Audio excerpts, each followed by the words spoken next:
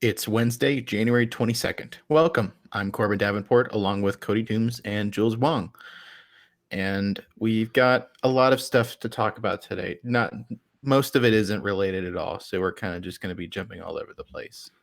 But it's just how we're going to roll today. I think that's how I've been living my life. I'm just jumping all over the place, and there's no coherent structure to this podcast. It's just a bunch of fools gathered together to discuss things that are not related to each other. But hey, we got some foldables coming We up do. here. Lots of It's interesting. foldables. Not foldable planes.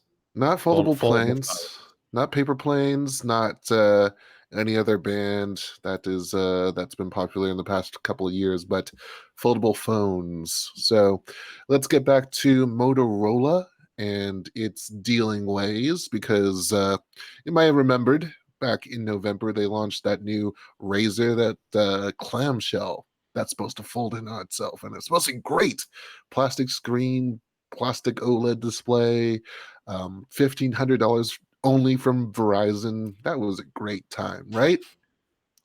Well, they decided to delay that at the end, I think it was about a week before they were actually supposed to start opening up pre-orders or something like that. I'm not sure. They said it was for high demand, and I'm not sure how they gauged Yeah. that in terms of I think that was we didn't expect more than 10 people to order this, and we need to make sure we produce more phones that work. if that actually works. Yes, it's like 10 people, Yeah. and then like the rest of them are dummy customers, and they got Mo- Motor Motorola tried running the production line and they got like 4 phones that weren't just completely destroyed. yeah, it's like they you could get away with a half done job with that. But any case, originally, the pre-orders were supposed to be going out December 26th for a January 9 shipment, and we finally know now that they have been pushed back to January 26th, which, if I'm not mistaken, is Sunday? Is that Sunday? Let me just check the calendar, and it is It is. Yes, Sunday. yeah. There you go. Yes. With shipments on February 6th. EEUK, which I believe is owned, I think it's BT and EE, or they have a bunch of internet operators over there that are just like stupidly named. O2, like, come on, really? In any case, EE is already actually uh, going on with the pre-orders right now. I believe they're selling them for £99 per month, at least with the installments. So, yeah, that's pretty steep. But in any case, uh, look forward to people bragging about their foldable razors. Are Maybe they Jules, are they going to be flexing their flexible phone? I mean, I I love don't and hate know. that. I don't know. I'm I just had it's to go because for it. well, it's not. Depends on what you call flexible. Is it? Are you talking about stretchy? I would love a stretch phone. I Yeah. Ooh, can't wait for the that is definitely going to be the trend in like 2 to 3 It's years. just like it's silly putty, but a phone. I want a Mister Incredible phone. No, that's Elastigirl. The You Elastigirl. Wait, Yeah, what come on, Jules. You gotta get caught up with your Incredibles lore. This is unacceptable. oh darn. Well, in any case, Fake fan. I want to know what you guys think at this point, because in the whole scheme of things, I don't think this whole month delay matters much, especially when the competition is more months behind.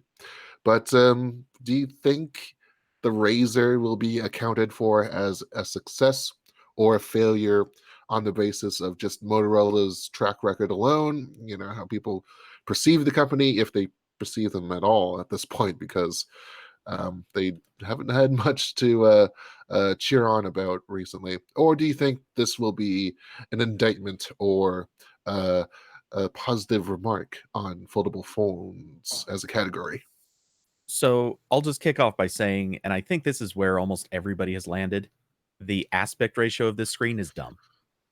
That's going to forever and always be, I think, the big loser on this Yeah, I'm not. device. It's I'm not. I'm not big into the super tall phones. I would Mm, I know they're more. They're probably going to break easier, but the Galaxy Fold style have a tablet in your pocket. That's far more potentially yeah, useful. that's yeah. fair. I mean, like the way that you'd have to hold the phone in order to view landscape video, and like you have half the display, covered up by your fist, and it's not doing anything. And I don't Yeah. know, maybe there's like they've got some touch input. They're actually still. I I don't know. Like it's not it's still better than a typical phone because I do a lot of times not so much recently because I've been using my very small Galaxy S10e, but sometimes when I have a phone, I'll use the split screen feature to put something I'm not really interacting with at the top while I do something on the bottom. Like I'll have like a YouTube or Hulu window on the top while I go through emails or something. So like that would still be nice for that, but I still again much I think prefer I I mean, think the when you multitasking picture is going to be a bit muddy with like because like the keyboard like you'd have to figure is going to be a little bit yeah. complicating. I It's going had to be especially weird to see that happen. I think this is generally going to be fine when you're multitasking. Or sorry, brain fart for a moment. I think this is going to be fine when you're holding the phone vertically. That's going to be great actually. It's going to be really good for vertical use. It's that this is just going to be utterly like comical when you hold it in horizontal. It won't make any sense unless you stick the keyboard on unless you like split the keyboard to both sides of the screen and put the actual content in the middle or something like I don't know. There's so many things wrong with doing anything with this horizontally. But vertically, I can see this being actually pretty good. The only It's way I just could that's not really see improving enough. the horizontal holding being of any particular benefit would be in shooting video or shooting pictures in landscape mode. Now, whether or not the cameras are gonna, I think at least the front face, like the inward facing camera, is gonna be, the standard kind of portrait mode thing. But I think the wild card will have to be that. Well, actually, I've not seen any of the freaking videos, the hands-on videos. So that question might have been already answered. I'm just an ignorant nerd. So You know, hey, there is one thing that I will say about this for taking photos that I actually do think would be nice. For once, your camera app will not have to put the controls overlaid on top of the actual frame. That's going to yeah, be nice. that's You can actually have way too camera much controls. space for that. Yeah. Yeah, you can actually have camera controls off to the side on top of black screen, and it's going to look better. yeah. You're not Actually, obstructing anything. That I will like. that would be a really cool use. Like, I assume you'd still have to hold it horizontally to do like a Yeah, regular aspect ratio, but they'd be able to put like manual controls and stuff on the side easily. yeah, That'd be cool. Okay. yeah. When will It's we the get one our time where the first? interface will actually be better. Yeah. And The only and way that could be even more better would be if we did that the freaking 360 flip book rotation thing where we can actually use the controls on the back. But then I don't think that camera would oh be facing anything. yeah. Yeah, that would just be a selfie camera then. Uh, well, I wouldn't be good as an That engineer at any company. it So does it does amuse me that like if someone wants to take a selfie with this phone, they have to like shut it and then open the camera again on like the tiny little screen to take a yeah, picture. little tiny little screen. It's Those are going to be limited use. some really difficult Snapchats every time you want to send a picture. Hold on, I got to shut the phone.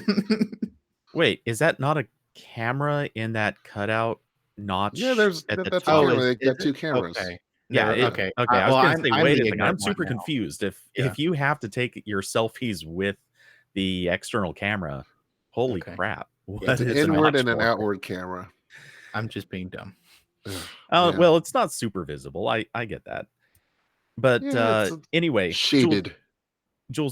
you did also pose the question, will their delay matter? And honestly, I I don't think didn't. I so. didn't say that. I said forget about delay. I That thought, doesn't matter. okay. I was asking about like whether or not this reflects on just Motorola alone, or maybe the foldable category. No, Or I mean I it's don't just know. No. it's just too early. Like Yeah. I'm not Exactly. like I'm not gonna blame like this isn't like, oh, Motorola's having difficulty making the same exact phone that 5 other companies make. This is like I like there's still Wow. only really the Galaxy Fold that's on the market, right? Because We are Huawei's we're just being delayed. so non-judgy for Android deletes. Oh Motorola's no, getting a don't get very me strong wrong. path today. 100%. I want to judge everything about Motorola's decision to A, do a phone with this aspect ratio, and B, to specifically attach the Razer branding to it. Well, It if we're being too kind to Motorola, I will say the updates for this are not going to be good. Oh God, no kidding. Like, can you imagine? Can you like? It's going to be like a year before you get Android 10. Exactly Maybe like it 18 was owning a months. Note for several years. Yeah, or They've actually, really well, been letting go on that thing, on that front. Yeah. yeah, they've I don't know. I think they're still pretty slow on their Android 10 roll. I know like a few of their phones have it, but those are all the Android 1 phones, so there's no excuse why Well, those. unless you live in South America. If so, if you're able to import the Razer into Brazil and then use it, then let us know Well, once you get Android Will 11 in 3 months.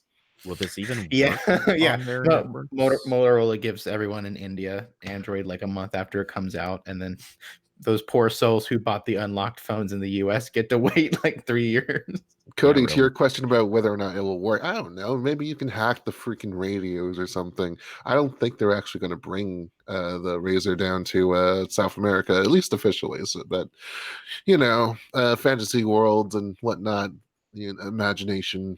It's fun. It's Wouldn't it fun. be like double the price in Brazil because of their import taxes? Well, From It's gonna everything be I've heard about, it's that's gonna be worse than that. one expensive phone. I think we should go the other way in terms of price now because I want to discuss another flippy foldable phone that deserves to be talked about and deserves a little scrutiny as well. And we've been getting a lot of that scrutiny courtesy of those darn dastardly leakers out there, the cabal that is Ice Universe, and Ishan Agarwal. I think Ishan is the one that did this one in particular. But this is for the Galaxy Z Flip, which is supposedly the name of Samsung's uh, vertical clamshell Razer competitive thing that's supposed to come out Yeah, it's sometime this year. their Razer phone. Yeah, pretty much. So it's we've been tracking rumors since the start of this whatever, like I don't remember when we first heard about it, but this thing is supposed to cost only around $850, as Max Weinbach told us a few days ago. I think at one point it was supposed to also have that 108 megapixel cam that Samsung has been touting around lately. That And was then the it was rumor. also supposed to get some foldable glass. The first one to actually, it's super thin glass, and chemically altered the heck out of it, and it's supposed to be enforced with two plastic substrates like a sandwich, but it's still what you can call foldable glass. And then there's the hideaway hinge, which is just one of those mechanisms that makes it a little bit more graceful to see and use the phone. But we actually have some hard specs here, not just any guesswork going on. Well, there's a lot of guesswork going on anyways in this kind of business, but yeah. So we have a 6.7-inch dynamic OLED display that's going to be spread across. We don't have a resolution, so who knows what the aspect ratio will be on that. I think with the hideaway hinge, that might well, I'm not. I'll reserve any comment about the hideaway hinge because I think this will require the segmentation of the display. So even though it'll be a folding display, it might show up as, two instances of a display. We'll have to see about that. No 108 megapixel camera here. We got 12 megapixel and 10 megapixel cameras.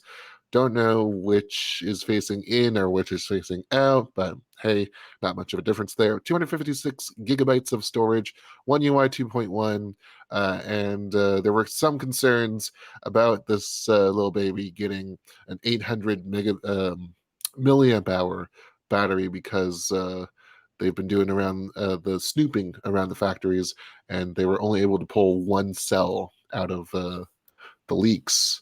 Well, good news. Apparently, not the case. It's going to be 3,300 or 3,500 milliamp hours, so at least enough to power through. Yeah, that should be a normal day battery. Yeah, we'll have to Even see though what even though the screen's obviously larger than most phones. we'll have to see what the processor is, though, because that ultimately determines how much mileage you're getting out of that. You get And an then Intel Atom chip. an Intel Atom chip, man. That they're out And of phone's business. back, baby. Oh boy, dear. Black or purple colors. If you really want that purple color, like I do, please yell that out in the comments below somewhere. And ultimately, this might get a preview during the Unpacked event for the Galaxy S20s set for San Francisco, February 11th. So, yeah, that's is Samsung trying to pressure itself into really innovating and mass marketing foldables at this point, because this is a giant contrast to that first Galaxy Fold where you're talking about $1,980 versus $850, and a competitive Razer format, but half the price just about. Like there's a lot of things that can go wrong too, including that foldable glass and a lot of other things going on here. Corbin, I'll start off with you. What do you think of the risk and reward here? Um, I, I do generally like Samsung's phones, but my thoughts on this are pretty much identical to my thoughts on the Razer, in that I just don't see the extremely vertical screen as a substantial enough improvement to for me to be interested in this. um I am still glad that Samsung's like, they're not waiting a year to iterate on the well, I guess if the Galaxy Fold came out when it was supposed to, it'd probably be a year from that. But they're not waiting long to iterate and try to improve, which is nice. But I do hope that this is maybe like an offshoot of the Galaxy Fold, and we get like an actual Fold 2 later on with the same form factor. Because again, I really like that form factor of it's a phone and then it folds out and becomes a tablet. But I don't know if that can be turned into a mass market phone that doesn't break after 6 months, or if this is going to be the only way we can mass produce foldable phones that last as long as a regular phone. Hmm. So my general take on this is again agreed. It's this specific aspect ratio and form factor is a little awkward. But in general, I don't know if I want to credit Samsung on this or pick on them. But in general, this just reminds me of a few years ago when the narrative was Samsung Samsung makes a phone with every variable you can come up with, throws it against the wall, and sees what sticks. And I think this is an example of that. Yeah, And that's not a bad thing. It's yeah, just no, I do miss when Samsung was that wild, and we got like the phone with the projector built into it, and we got the Yeah. like the point and shoot camera with Android in it. So I do Well, I do like throwing things at the wall, Samsung. yeah, but unfortunately, I mean, for this kind of stuff where you're fighting the laws of physics, um, you're kind of like, it's more expensive, it takes more time, so we're basically seeing all the spaghetti and meatballs flying towards the wall in slow motion here, if you're willing to accept my metaphor. well, and to what you just said, I don't know that you necessarily intended it this way, but I think that the little comment about how expensive it is honestly the biggest message here. Samsung is one of the only companies that can afford to do this. No other company can be like, you know what? We will just throw away a few $1 million on developing a new phone, and that it's going to be Yeah. different than our last phone in this way and that way. And you know what? If we're not happy with the results of this, 5 more random experiments are going to get produced, and we'll see what happens with those. No other company can. I mean, LG could. All the companies could make that money happen, but Samsung is the one who's willing to actually throw money at a problem like this They've and got solve it, which is great. they've got the excess income from their smartphone division that just has been printing money for so long. And it's maybe not something LG can do. They've got to get with the program here, as Corbin would say if he had to keep on stuttering. They've got. I'm sorry. I was trying not to interrupt Cody, but okay. I know. No, it's all right. We'll turn that into a funky beat at some point. No, we won't. The Android Police Dance remix. It's happening. That's this theme song trap remix. Yeah. Yeah. Ooh. Yeah, that sounds great, actually. Well, we're not going to trap ourselves in the topics of foldables, especially when Corbin has so much to read after this. In fact, you know what? Since he inserted an extra story into the rundown that I was not expecting, I am going to take over the ad read because I am the dictator of this podcast as of right now. So we're going to try this out. Excuse me, I still have access to the button. Oh. Cody's like, I'm going to kick you off the Hangout stream. Maybe this is an oligarchy instead. I don't know. In any case, Android Police is live on Twitch 4 times a week. We're here with the podcast Monday, Wednesday, Friday. And if you caught last night's Q&A Twitch stream, you would have seen me on a train from Springfield, Massachusetts, trying to talk to Cody with 2 megabit down connection. That was fun. In any case, we can't do this without your loyalty, your support, and we need money for that. So the best way for you to help us out here is by subscribing to Android Police on Twitch. Now, you can pay for it. You can. $5 a month, at least. But you can also do it for free if you have an Amazon Prime account. So in addition to getting that 1-day shipping or whatever you got with your Prime Video thing, you can get a special amount. Well, don't forget about that first. Let's talk about how you can get this thing. I've lost Jules, are you myself okay? Jules is okay. We only read this 3 times a week. I know. I know. Well, excuse me, 4 plus. I'm sorry, yes, 4. Oh man, that's Well, anyway. we don't usually do the full read on the Q&A show. Everyone there knows the gist now. He reads it at the end of the show. It's amazing. Well, no, sometimes we fit it into the middle too. We try. We do genuinely try. We do try to sell out as hard as we can. Oh God! Well, see, Jules, it's not always easy to read through this and actually get through in one good smooth read. I know, especially when you're trying to improv Jeff Bezos into the whole situation too, because we always like to mention the CEO of Amazon, literally taking his money and donating it to us. You don't have to pay anything with that Amazon Prime subscription. You do have to do it every single month manually. You have to press that button. It's at twitch.tv/Android Police. And with that subscription thing, you can get the Ryan emoji. Ryan, my fellow Bostonian neighbor who doesn't look like that anymore. If you see the emotes in our chat, you will know what I mean. Also, extra entries into AP giveaways, and with a bunch of giveaways coming up soon. We have one live right now, actually. Oh dang! Yeah, I'll toss a link in the chat. It's for a USB Type-C wall charger, and it's one of the nice ones that are like small, but they can still charge a laptop. Is it the gallium nitride or? I don't think so. It's not from Anchor. It's from another company, but it's the same general. It's a wall charger. We're gonna have to do a second take of this ad because this is getting way too long. Do you want me to read it and you can just edit that in? I don't mind. or Cody can. I want Cody to read it because he Okay. hasn't had much of a Cody does assignment. have a better podcaster voice, so I understand. Yeah. Well, What's really funny in the doc, Jules just made a point of changing it to read Cody reads the ad instead of Corbin does.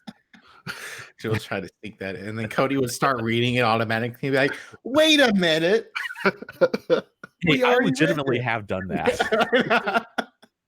No, I never read the end of the doc in advance, or I very rarely do. Yeah. And I swear, every single time I get down there, I start reading it, and there are times, like one time, Jules did not change the end regarding like what day of the week it was, and I just started reading it like, join us next week, and it was a Monday as I'm reading this, and it's like, okay, that's wrong. Jules could put in like some hard racial slurs in there, and one of us would read it accidentally. One of these days it'll probably happen. Oh, Jules, don't actually do great. this. If Richard ran the podcast. We should my have God. Richard on sometime, actually. Yeah, that'd be fun. Legitimately, I would like that. The only thing is, I think he's shy about podcasts or camera. And I he's could be got wrong on that, but got a real job now, so he's there's that too. So he's the closeted racist. No, I'm kidding. I'm kidding. Oh my God. I appreciate you, Richard. For anybody hearing this, legitimately, this is just an inside joke. It all started because a commenter called him racist. He's actually super cool. No, it was a commenter called me racist, and then he came in and said that wasn't racist, which made him also racist. Okay. Yeah. Okay, I misunderstood the backstory of the inside joke. Thing. Racist by implication. So right now, according to my Twitch app, we have 4 live viewers. Did no one bump the post? Yeah, we bumped the post. Yeah, it got bumped. It's just I guess we're so far off the edge. No, you know what it is. The trial going on. American politics. Yeah, I forgot about that. No one's going to watch us when they can watch that. So if you don't want to be impeached, subscribe to the Android Police podcast. Are you bored watching the wheels of our government in action? Come watch the Android Police podcast. What wheels? There have been no wheels on the government since I don't want to say. Yeah, Jules, you're gonna have wheels to on the bus go round and round.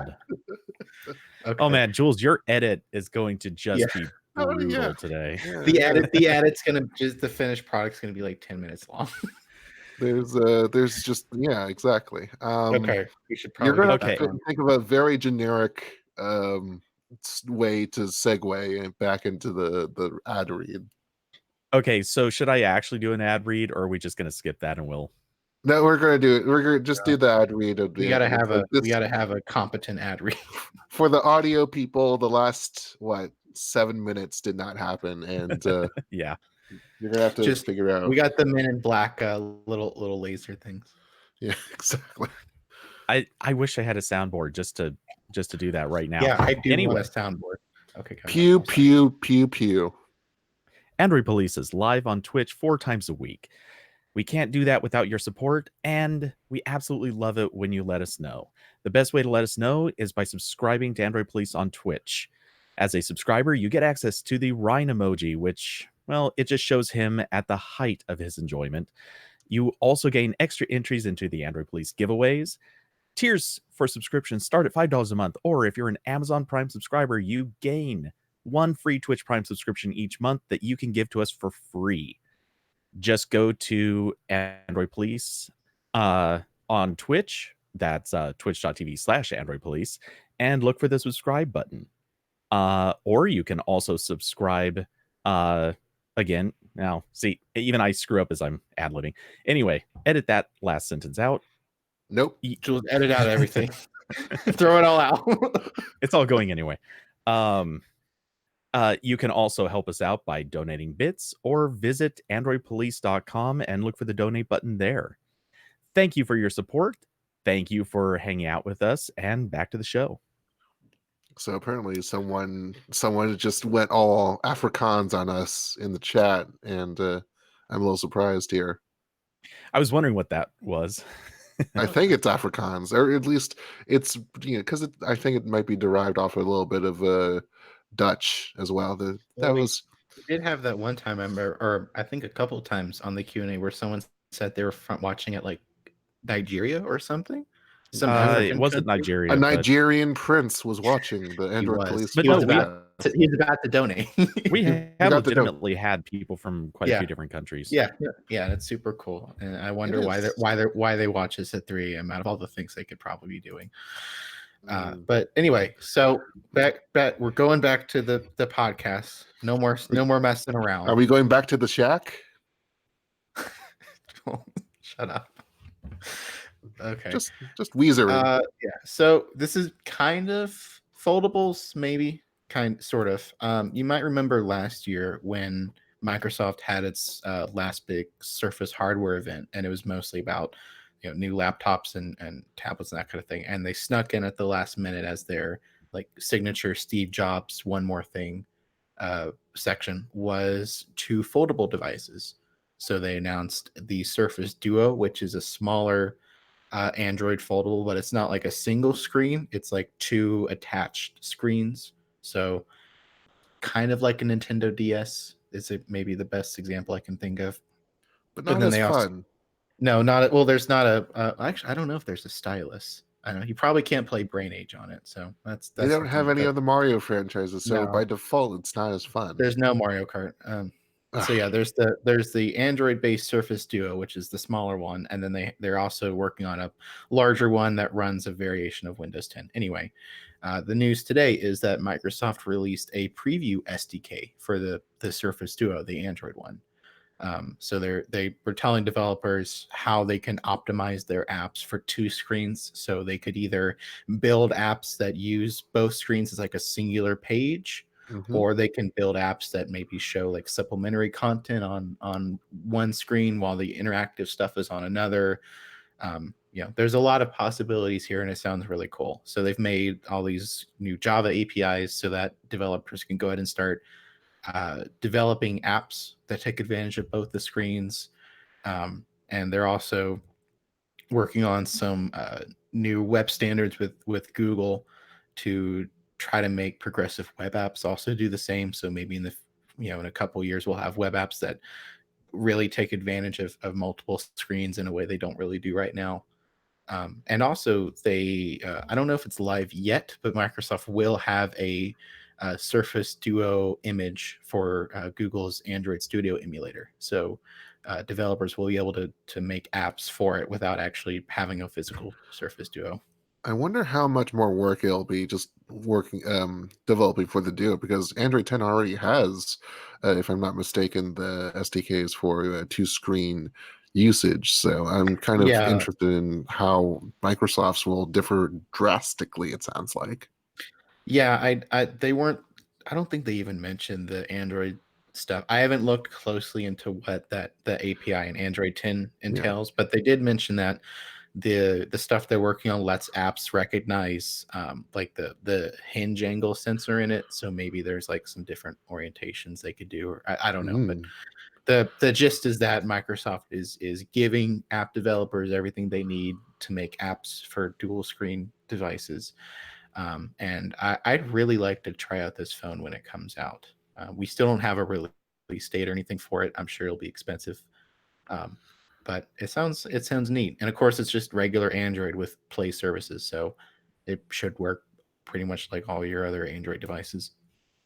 If I recall correctly, they were saying end of 2020, which is still pretty vague. I mean, it could just be like second half, Yeah, but yeah, could get they and it, were very clear it was a good while away. I mean, if you're looking at 2020 from a linear perspective, we're at one end of 2020 and it hasn't come out yet. So yeah. Come on, Microsoft. It's pretty fair, but Microsoft usually doesn't play too fast and loose with language. no, they don't. They're nowhere near as fun as Apple can be with that. Or Google. Ugh. Of course, Google just reinvents what they mean from one announcement to the next. Listen, language is fluid. I will not have you besmirching anything that is Google and how it uses language. Well, when it comes to company announcements, late 2020 could easily mean 11:59 on December 31st.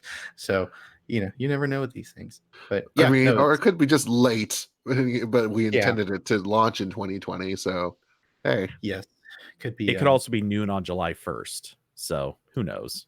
noon on July 1st, not midnight. Well, noon where? Um, It's noon o'clock somewhere.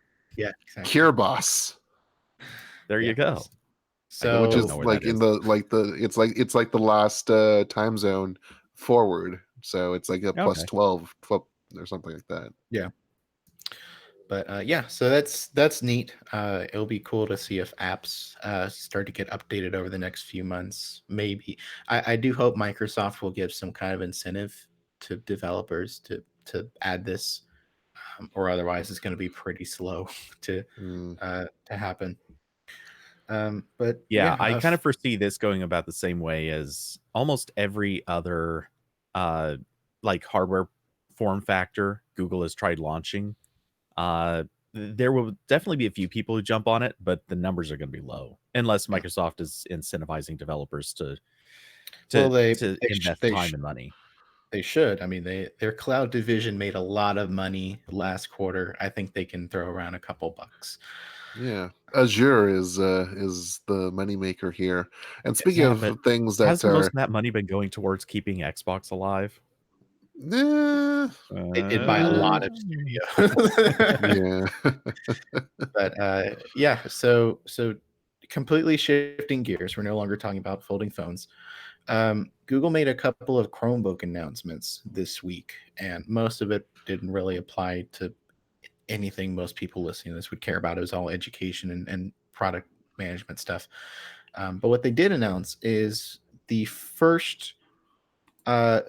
It's kind of difficult to say this in a way that is coherent, but basically, the first Chromebooks with an 8-year support lifespan were announced. wow, that sounded like you were slurring all the way through. Have you been And drinking now, well, I've been drinking iced tea, but no, yeah. Uh, from so Long Island? this is yeah. Well, so this is kind of complicated, and it has more asterisks than Google announcements usually have. Um, Basically, they said, quote, devices launching in 2020 and beyond will receive automatic updates for even longer. The new Lenovo 10e Chromebook tablet and Acer Chromebook 712 will both receive automatic updates until June 2028. So in the past, Chromebooks usually only receive updates from like 5 to 6 years after they come out, somewhere around there. It depends because the updates start when Google creates the hardware platform that companies later take and mold products around and ship those. So the exact window can vary, but this is the first time any Chromebooks have been released with 8 years of support. Yeah. So They did basically, just like throw 8 calendars into the mix and then point to June. That's pretty much when any particular Chromebook in a given model year will have its support end. So right. there you go. Yeah, and again, it wasn't entirely clear. It kind of sounded like they were saying all Chromebooks released after 2020 would have 8 years of software support, but I don't think that's the case because it could be very well. A company could maybe decide to make a Chromebook based on like an older platform and then release it this year. But anyway, the gist is that the general trend of Chromebook support lifespans is increasing finally after years of everyone saying, "Can you not make laptops that become bricks in 5 years?" That's not so great for the environment when we're tossing out perfectly functional laptops because they don't get a security updates anymore. So yeah, this is good. And again, this comes after a few months ago when Google added a year to the support lifespan of almost every Chromebook still supported. And there were even one or two that like their updates had ended and then Google re-added them, which was nice. So yeah, Google's finally addressing that. And I think 8 years gets to the point where uh, you're not so worried about the software outliving the hardware. because I don't think very many people keep laptops for 8 years, especially now that you can't replace the batteries on them very easily. So you'll probably get to the point where like your laptop can't hold a charge before Chrome OS updates end. But So we've been making a slow kind of progress towards. I mean, we've always been covering Chromebooks and Chrome OS, but there have been a few positive developments, including the Steam rumors that we've been talking about. Um, I'm wondering at what threshold do consumers who might have gone away from Chromebooks come back, or if Chrome OS becomes a platform in and of itself appealing to not just like the usual education consumers, because you can get a bunch of cheap Chromebooks and teach a class like that, but also just like regular people. I, besides the Steam thing, which remains to be seen if that will actually, show up. Um, I don't think Chrome OS is really expanding its market at all. The updates. First of all, Google doesn't really advertise the update situation at all, which makes sense because it's sort of like sticking the expiry date as like a giant sticker on the front of the box. You don't necessarily want to advertise that your several $100 laptop will become a brick in X number of months. So I don't think them increasing the update length will help at all, because Mhm. most people aren't aware of that limitation in the first place. Uh, but I mean, yeah, it's good, but it's still. I don't think Chrome OS is appealing to a grander audience by increasing software updates for 1 or 2 more years. Because again, all the functional issues with Chrome OS remain, where maybe you don't have the largest app selection, or like professional tools aren't available, or whatever it may be. And a lot I of that is just how Google, commits to practicing what it does to Linux, which is not much, being Yeah. fairly lazy to it. So, I mean, is that a signal towards something else? Are we actually talking about major changes on that front, or no?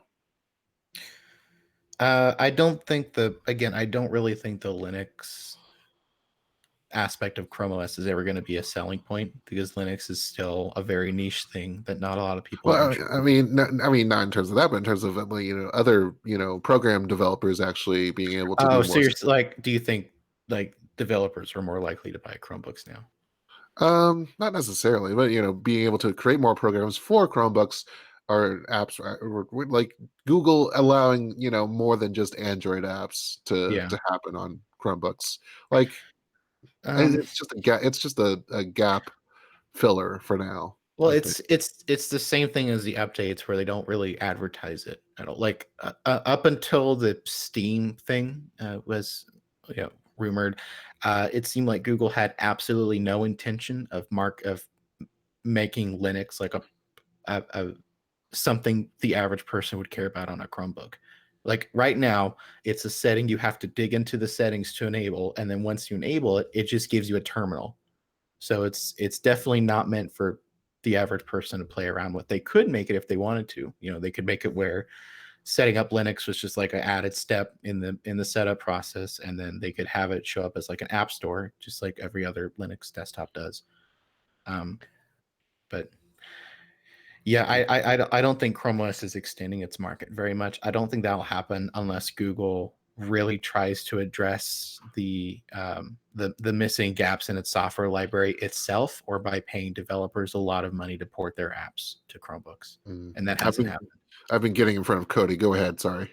I was well, so on the grander sense of why they're doing this, I I know that this might sound a little oversimplified, but I think it's honestly probably very true. People like Corbin and almost every other person who has posted a review of a Chromebook in the last, say, 2 years.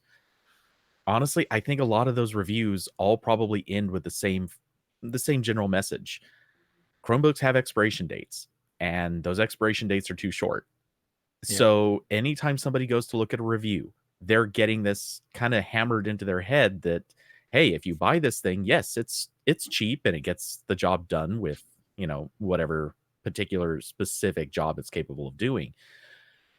But and once you see that, yeah, it's a short-term investment or a relatively short-term investment, and you should just expect to not be able to do anything with this after a certain date. Having that sort of message hammered at you so often and so frequently, it works. And it works in the worst possible way for Google. So, they're extending this because a whole lot of reviewers will see this and go, all right, I guess we can stop hammering this point home. I think honestly, that's what this is. Mm. I think that's definitely a part of it. I think the greater part of it is probably just making sure they don't lose their foothold in education, because schools don't like replacing entire No, they don't. entire masses of Chromebooks on a 5-year interval. Like they, sometimes Schools do don't with even like Windows. replacing textbooks, even when the No, they textbooks are don't. grossly outdated and wrong. Yeah. Well, you don't see warehouses full of textbooks as often as you do in the news. Warehouses full or garages full of Chromebooks, which I've seen a lot of stories about. Hey, we can't use our machinery because it's not for some stupid kind of like very on the books issue, like the stipulations saying that, oh well, this is not actually fit for our curriculum anymore, bye bye, we have to shove those away. Like every iPad ever used in education. Yeah. What do you mean kids don't want to type essays on an iPad? What? No, You they're all crazy. learning Swift. It's fine. Swift is good. Yes. That's the only code they'll ever need to Yeah. It's like um Java. develop That's the for. only one you need. Yeah. Yes. All right, So yeah. let's get away from Chrome and from iOS and from Windows, and let's actually talk about what we are the police of. Which I agree. I agree with David. I don't particularly like our publication title, but we exist within it, so that is what it is. Let's talk about Android 11, Corbin. Yeah. So we're probably going to see the first Android 11 betas coming up soon, because I think the first Android 10 dev preview showed up in, I want to say, like February or Yeah, March it's of usually last year. February, could be March. Yeah. Yeah. So we're going to start seeing those soon. So we figured it'd be a nice time to sum up some of the features we want to see in Android 11, because yep, Android's a pretty mature OS at this point. There's not a whole lot that really needs to be added to it. But there are a few smaller things that really seem like they should be in Android already, and it's kind of silly they aren't. So the ones I highlighted, because I wrote this, but other people from the AP staff threw in ideas. I say the things that need to be in Android 11 are a screen recorder, because Samsung has it in their Android. It's pretty nice. I'm sick of installing a third party app to do this, and the third party apps can't access the system audio, so it needs to be in the OS. Um, Also, an automatic dark theme, because again, this still blows my mind. It's not an Android 10. Like, this is like Google went through all the effort to turn all their apps into or add support for dark themes to all their apps, and then didn't put in like the final switch that turns it on when the sun goes down or at a specific time, and then turns it back on in the morning. That seems crazy to me. So that needs to be in Android 11. That was actually in Samsung's Android 9, so a little bit behind. But um, another thing, I don't think Google will do this, but I'd love to see something like Siri shortcuts in Android. Like, Apple, a lot of Android people have always harped on iOS as something that's like not really customizable, or it's just this core experience, really simple, whatever. But Apple, I think this was iOS 12, so I think that was last. No, I'm sorry, that was the year before last year, I believe, was when they introduced Siri shortcuts, which is like, it's like if this then that, or Google Assistant routines, where you can have something that's a trigger and then it performs actions. But the way Apple did it is they let apps, they gave an API to apps to plug into this. So you can have you can have something that activates either manually, or I think it has to be manual. I don't know if any of these are automatic. But like you'd say, hey Siri, do this, and you could have it trigger several different things. Apple's even added stuff like variables and multiple actions to these, so you can make some really powerful stuff. Like it's sort of akin to what some crazy people do with Tasker, where they can create like almost replacements for apps with Tasker. It's like this. So Google's kind of doing this sort of thing with Google Assistant routines, but that's really just for smart home stuff. It'd be cool if there was something built into Android that had the same APIs that apps could plug into. And bonus points if I can sync this between all my Android devices. That'd be swell. Yeah, most of these, well, the thing, so I have two thoughts on this. One, Google's solution is just, oops, of course, phone's all It heard you it. talking. No, back off. Anyway, the current assistant solution is just not very good.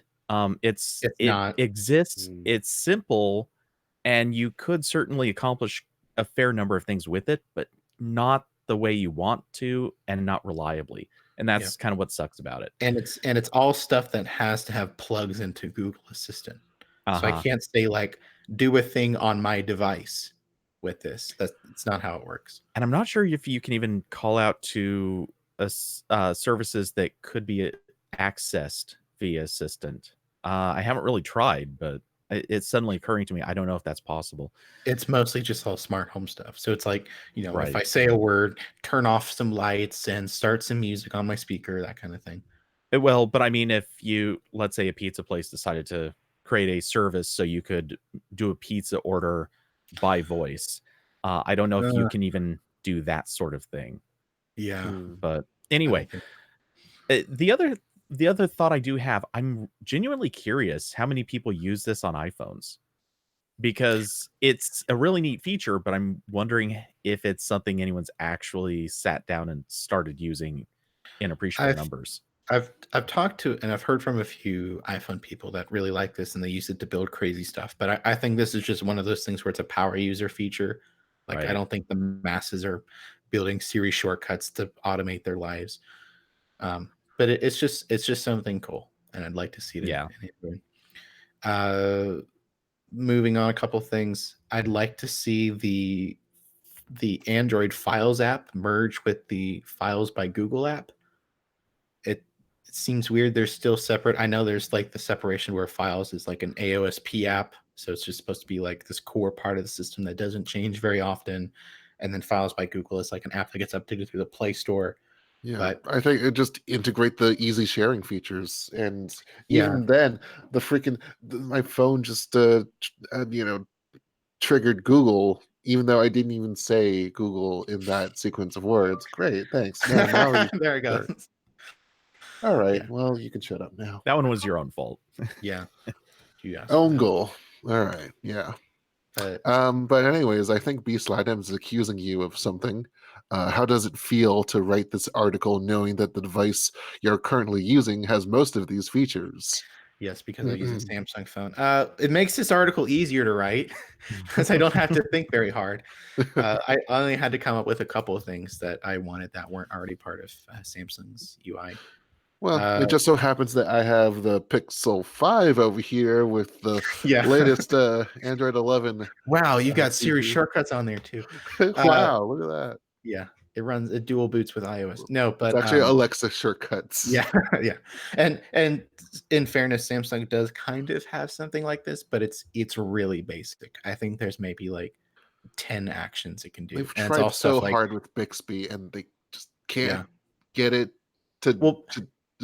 Bixby actions doesn't really have much to do with Bixby, but it's really basic. I want something like iOS where it's super powerful and apps can plug into it. But a couple other things, I think it'd be cool if Google brought that default browser selector that they were forced to do in Europe to the rest of the world. I know it's not going to happen, but it's a wish list, and I was writing it, so it went in the wish list.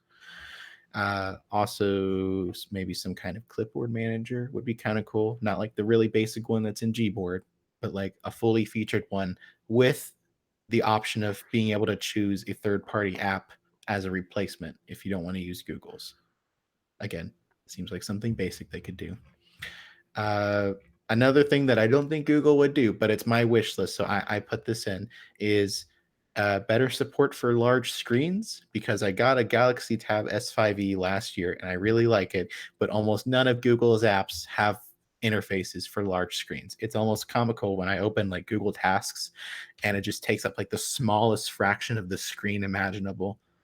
I did notice while I was writing this that the Play Store now works better on tablets than it did last year, because I was going through my Chromebook editorial from last year where I was complaining that Android apps aren't optimized for Chromebooks, and I took a screenshot of the Play Store, and it's like it was like looking at like a Tumblr blog where it has like this tiny little text section in the middle of the screen, and then the rest is just white space. And now it actually has like columns and crazy things like that. Apparently, they cleaned up all the porn on it. On the Play Store or Tumblr? Why not both? Why not both? Yeah. I don't think they cleaned it up on the Play Store. I think I've seen some maybe Actually, an answer to why yeah. not. Just look at what happened to Tumblr. That's why not. Yeah, exactly. Yeah. That's what I'm saying. Yeah. Anyway, moving on. Yeah. Also, one thing We're so close to this list getting done. Come on. we gotta keep powering through. One thing I've seen a couple people bring up is optimized charging. So the thing, actually, Apple added this last year where when you plug your phone in overnight, it'll charge to 80%, but then it won't do that last 20 until like you're about to wake up and take the phone off the charger. This would be a useless feature for Cody and I, because we do not. The phones would just be like, "What are you guys doing, waking up at different time every day?" Yeah, that's something dear. Cody would have to turn off. But Yeah, AI cannot predict us. no, there's no AI for Cody Standard Time. Also, Android still doesn't have an AirDrop. That's again seems like something that should have been there. But in China has all that. It's fun. China, go to China sometime. Yes, well, go and to they China. even took away. Go to China for the AirDrop. That's right. Yeah, pretty much. Yeah, but again, there's evidence that this is being worked on as part of Google Play services, but we don't know if what the minimum supported Android version of that would be. Does it need to plug into certain things in the system? But again, whatever form it takes, really needs to be an Android 11. It's overtime, or overdue. Speaking of overdue, scrolling screenshots, please. Again, something really basic that Samsung and even HTC added in their ROM, which they don't add a whole lot to Android. Yeah, so, Google, when you acquired half of HTC's engineering department, what did you actually acquire? Yeah. Google had to acquire the secrets to developing scrolling screenshots. that's the real reason they hired all those engineers. It took them several years. Yeah. And the final thing in this is one that Rita brought up, and she said, quote, "Stop changing shit that doesn't need to be changed just to pretend it's new." And this really sunk in with me, because it drives me crazy that every Android version changes the quick settings behavior, it changes the notifications, it changes how do not disturb work, it changes where all the options are in the settings app, to the point where when I switch between, again, I know this is like a first world problem, not everyone has multiple devices on different OS versions, but like every time I switch between devices, I have to like, is tapping on this quick settings going to open the settings, or is it going to open like the little pop-up where I can choose my Bluetooth device? Where's the option to connect to a Wi-Fi network on this phone? I can't find it because it changed again. I sometimes I still look for the People app when I'm trying to find my contacts, because Google renamed it to People for ice cream sandwich and then changed it back to contacts, and I still look for People sometimes. It's just terrible. I need one update where we don't change where the settings are, and we don't change the quick toggles or any of the core interface. Just leave it alone for 1 year. I know you can do it, Google. I know it's really hard to resist moving the Wi-Fi settings again, but I know you can do it. Google, keep the same Easter egg for the next 10 years. I'm done trying to adapt with your stupid freaking, squiddy things or Flappy Bird imitations. Just leave it alone. This is like the opposite problem of Windows, where everyone's so upset at Windows because half the OS still looks like it did with Windows XP. I'm having the opposite problem with Android, where I need to tap the brakes a little bit. Can we give it a year? No more UI overhauls. Can we just go a year without that, please? No, listen, it's design over function. I don't believe you've actually learned this in school. Design form over function. It was like, yeah. But I totally agreed with Rita there. We need to just calm down for a year. You can add things without moving the existing things around. I promise. It's possible. So blow Windows does it Android all the up. time. Blow Android up is the official position of the Android Police podcast. Okay, got it. Throw it all out. We've got Fuchsia now. We don't need it. Yeah.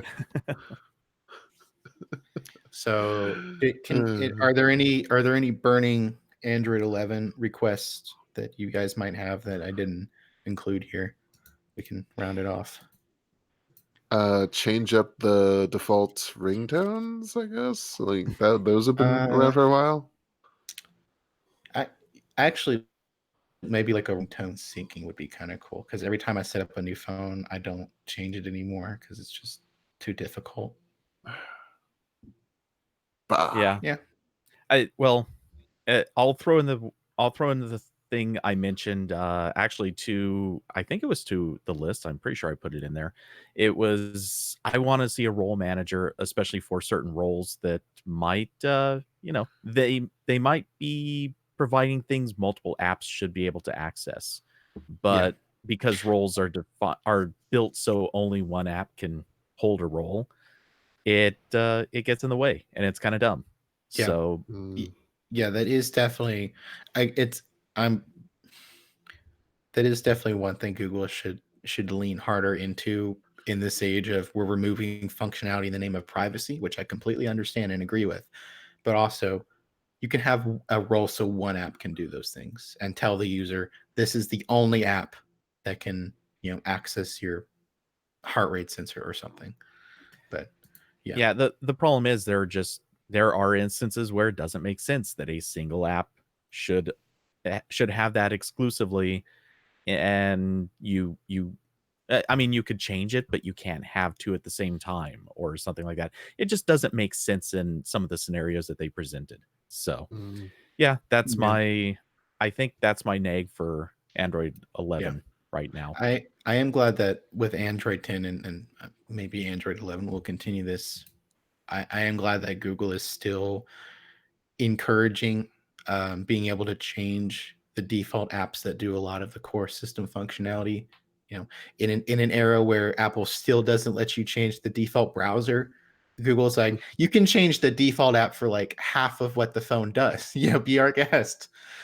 So yeah, it'd be cool to see that continue to be expanded, because they added they added a lot of roles with Android 10. Like, I know that was like the first release we called them roles, but they were still like you chose the default apps for the browser and everything before then too. Yeah.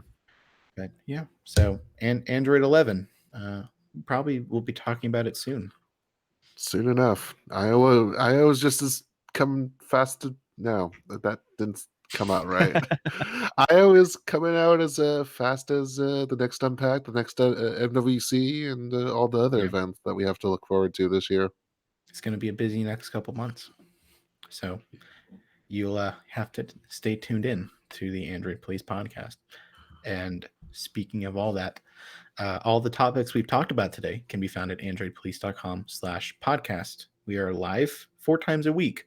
That's a lot of times at twitch.tv/androidpolice.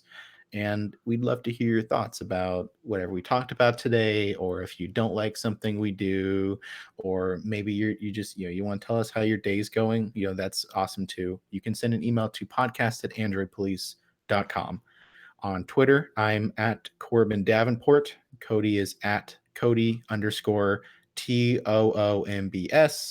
Our producer, Jules Wong, is at Point Jules, and our theme music is by Home. And we'll cap off the week with another show on Friday. But until then, take care, and thanks for watching /listening. /listening. Yeah.